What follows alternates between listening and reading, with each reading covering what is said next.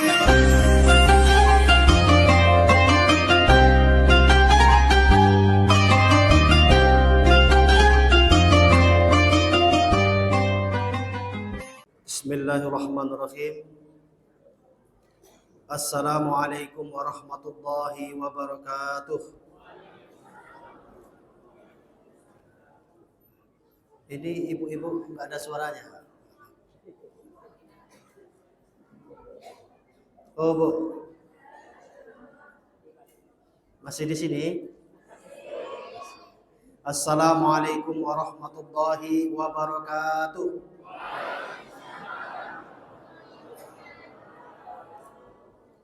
Alhamdulillahi rabbil alamin. Alladzi ja'ala ramadhana sayyidus suhur wa unzila fihi al-Qur'anu hudan lin-nasi wa bayyinatin minal huda wal furqan. Asyhadu an la ilaha illallah wahdahu la syarika lah wa asyhadu anna Muhammadan abduhu wa rasuluhu la nabiyya ba'dah. Yang sama-sama kita hormati pengurus masjid beserta jajarannya, kemudian imam masjid yang sama-sama kita muliakan, kemudian jamaah Bapak Ibu sekalian yang semoga kita semua selalu dimuliakan oleh Allah Subhanahu wa taala. Pertama sekali puji syukur marilah sama-sama kita serahkan kehadiran Allah Subhanahu wa taala. Kita hadir bukan karena kita sehat. Banyak yang sehat tetapi tidak bisa hadir. Kita hadir ke masjid bukan karena rumah kita dekat dengan masjid. Ya Bu, banyak juga yang dekat tetapi belum bisa hadir. Kita hadir bukan karena kita tidak sibuk. Banyak juga yang tidak sibuk tetapi tidak bisa hadir. Semoga kita istiqomah dalam taat kepada Allah Subhanahu wa taala. Amin ya rabbal alamin. Kemudian salawat dan salam semoga selalu dilimpahkan dan dicurahkan kepada Nabi kita Muhammad sallallahu alaihi wasallam. Bapak Ibu sekalian, jamaah tarawih yang dimuliakan oleh Allah Subhanahu wa taala, memaksimalkan waktu yang singkat ini. Pada malam hari ini kita berada di penghujung sepertiga awal. Ya Bu, kita berada di penghujung sepertiga awal. Kita masih mendaki, belum menurun.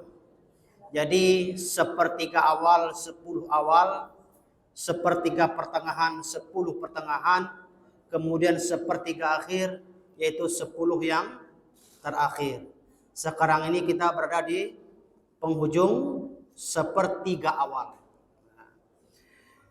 Tema amanat yang diamanatkan oleh MDI Kota Pekanbaru sesuai dengan yang disusun oleh jadwal itu adalah haram membuka aurat. Iya itu Ustaz. Saya takut salah tengok jadwal, salah tengok judul. Haram membuka aurat. Bapak Ibu sekalian jamaah tarawih yang dimuliakan oleh Allah Subhanahu wa taala. Dimulai dengan kata-kata haram. Jadi dalam Islam itu ada wajib, ada haram. Setiap yang wajib adalah lawan haram. Setiap yang haram maka wajib untuk dihindari. Setiap yang wajib untuk dilakukan maka haram untuk ditinggalkan. Kemudian dimulai dengan kata haram. Ada kata wajib, ada kata haram. Haram membuka aurat berarti wajib menutup aurat. Kalau katanya wajib, itu adalah harga mati. Namun dalam harga mati masih ada toleransi. Ada rukhsah. Apa yang dimaksud dengan harga mati? Contoh, puasa wajib. Salat wajib. Suka tidak suka kita dengan perintah ini mesti dilaksanakan. Ikhlas tidak ikhlas kita bangun subuh mesti bangun karena perintah dari Allah Subhanahu wa taala. Sifatnya apa? Wajib. Maka sifat wajib ini adalah memaksa. Ini saya sampaikan kepada kita semua hukum agama itu ketika dikatakan wajib, maka sifatnya apa? Memaksa. Dipaksa kita sholat, dipaksa kita menutup aurat, dipaksa kita puasa. Dipaksa kita untuk berangkat haji. Kenapa dipaksa? Karena itu wajib. Karena itu perintah. Maka pertanyaannya, sampai kapan kita ini dipaksa? Dipaksa ibu menutup aurat, sampai kapan ibu dipaksa? Dipaksa kita sholat, sampai kapan kita dipaksa? Sampai kita merasa tidak terpaksa. Oh Bu, ibu puasa pada hari ini masih terpaksa? Nah, pertanyaannya pada diri kita sendiri. Yang mengukurnya kita sendiri. Kalaulah seandainya puasa ini tidak wajib, apakah kita masih puasa? Hah? Belum tahu kan? Kalau seandainya puasa ini tidak wajib, ibu puasa apa tidak? Belum tentu puasa, berarti kita masih terpaksa.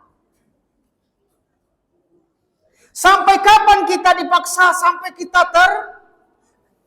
kapan kita merasa tidak terpaksa? Sampai kita terbiasa. Sampai kapan ibu merasa terpaksa memakai jilbab, menutup aurat? Sampai kita terbiasa. Orang yang terbiasa puasa, maka dia akan puasa sesudah puasa Ramadan habis. Kenapa? Terbiasa. Orang yang tidak terpaksa sholat, maka dia akan bangun tengah malam karena terbiasa sholat malam. Itu baru terbiasa. Lupa dia sholat malam, paginya bangun dia, oh malam tadi kesal, lupa sholat malam. Itu apa namanya? Terbiasa. Kemudian selanjutnya, sampai kapan pula kita terbiasa? Sampai kapan, Bu? Sampai kita punya rasa. Ibu-ibu menunggu waktu sholat itu apa? Ada rasa rindu. Menunggu telepon dari anaknya yang jauh di sana karena rindu apa? Itu ada rasa. Nah, nilai rasa inilah yang mesti ditanamkan. Terpaksa pertama, anak kita paksa. Sampai kapan terbiasa? Kemudian sampai dia memiliki rasa. Pertanyaannya kepada Bapak Ibu sekalian. Apakah ibu puasa sudah punya rasa? Nah, kalau ibu punya rasa, berarti ibu sudah sampai kepada tingkat takwa. Kalau masih belum punya rasa, berarti kita masih sebatas terbiasa. Dan ini sifat wajib. Kemudian menutup aurat. Ini kita tidak bicara masalah hukum membuka aurat, tetapi apa? Hukuman atau dampaknya. Tetapi hukum menutup aurat adalah wajib. Suka tidak suka ibu mesti ditutup aurat. Adakah dispensasinya? Ada. Bagi siapa dispensasinya? Orang gila. Boleh buka jilbab? Orang gila boleh. Ya, itu dispensasi. Sama dengan sholat. Boleh sholat, tidak sholat? Boleh. Bagi siapa? Orang gila. Orang gila boleh tidak sholat. Apakah nanti Allah mengikap juga orang gila yang tidak sholat? Tidak ada. Maka mohon maaf saya sampaikan. Boleh jadi gila itu adalah nikmat yang diberikan oleh Allah kepada seseorang. Kenapa dikatakan nikmat? Karena terputus dosanya. Kita setiap hari berdosa, Bu. Setiap hari menggosip. Setiap hari menggibah. Apalagi isu politik, gibah politik. Ya kan? Si A menjelekkan si B menjelekkan calon si A. Setiap hari berdoa. Seorang gila itu tidak ada gibahnya. Tidak ada dia menggibah. Boleh jadi ketika seseorang itu digilakan, mohon maaf, digilakan oleh Allah Subhanahu wa taala, boleh jadi itu adalah bentuk kasih sayang Allah diberikan kepada dia sehingga terputus dosa yang dilakukannya. Jangan pula ibu minta gila, ya kan? Boleh, saya ini mau boleh buka aurat lah, biar gila saja, itu enggak pula, ya. Nah, ini.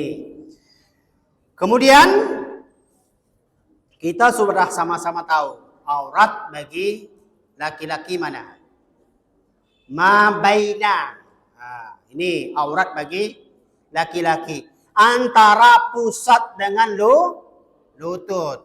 Ini fatwanya seperti itu, hukumnya seperti itu. Enak jadi laki-laki ini, Bu, ya. Boleh dia buka baju. Ya kan? Antara pusat dengan lutut. Berarti pusatnya bukan auratnya. Pusat laki-laki bukan aurat.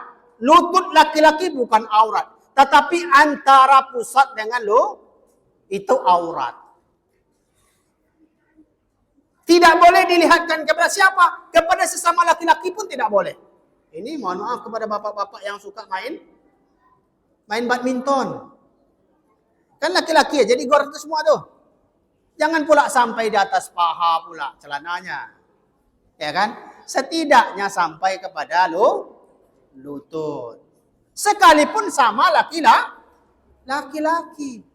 Ini tidak boleh membuka aurat namanya. Tetapi di atas fatwa ada takwa namanya. Apa takwa itu? Nah, mungkinlah kita jalan-jalan di masjid. Mohon maaf ada bapak-bapak sholat yang nggak pakai baju ke masjid ini. Sah nggak sholatnya? Sah sholatnya. Adakah bapak-bapak nggak pakai baju sholat ke masjid? Nggak ada. Nilai takwanya sampai ke sini. Jalan ke mall. Pakai singlet aja laki-laki ini. Nggak ada tuh. Kita tengok laki-laki ke mall pakai singlet. Tetapi cewek banyak ke mall pakai singlet. Ya kan? Sementara bapak-bapak, kalau seandainya bapak-bapak ini pakai singlet aja dia ke mall, itu tidak berdosa bapak-bapak. Kenapa? Auratnya antara pusat dengan lututnya. Yang banyak justru kita jumpai perempuan yang pakai singlet ke mall. Wah, ini bahaya. Kalau perempuan auratnya di mana? Selain muka dan telapak tangan. Semuanya mesti ditutup. Surahnya surah berapa? Surah Al-Ahzab ayat 59. Ya ayuhan nabiyyu, wahai para nabi, kul katakanlah, wahai Muhammad katakanlah, li azwajika, kepada istri-istrimu. Kalau istri-istrimu berapa, Bu?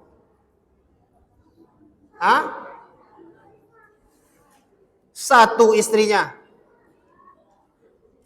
Katakanlah kepada istrimu. Berapa istrinya? Ya. Kalau istri-istrimu berarti di atas satu. Ya kan? Boleh, Pak. Boleh. Siapa bilang enggak, Pak? Ibu-ibu. Agama membolehkan. Oh, Bu. Boleh, Bu. Agama memboleh. Ibu-ibu itu mulia loh. Ibu-ibu namanya ada dalam Al-Quran. An-Nisa. Perempuan. Bapak-bapak ini nggak ada namanya dalam Al-Quran ini. Ar-Rijal, laki-laki nggak ada.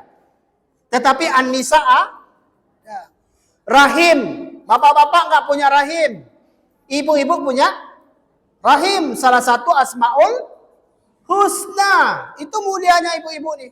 Bapak-bapak nggak ada punya rahim. Tetapi ibu tahu nggak? An-Nisa itu urutan surat keberapa? Hah? Oh, Bu. Ibu tahu surah An-Nisa itu surat keberapa? Surah keempat. Surah keempat. Artinya apa? Bapak-bapak ini boleh punya rahim 4. Maka urutan surah dalam Al-Quran itu sudah mukjizat, Pak. Ini bukan apa sih sampaikan. Urutan surah dalam Al-Quran itu adalah sudah mukjizat.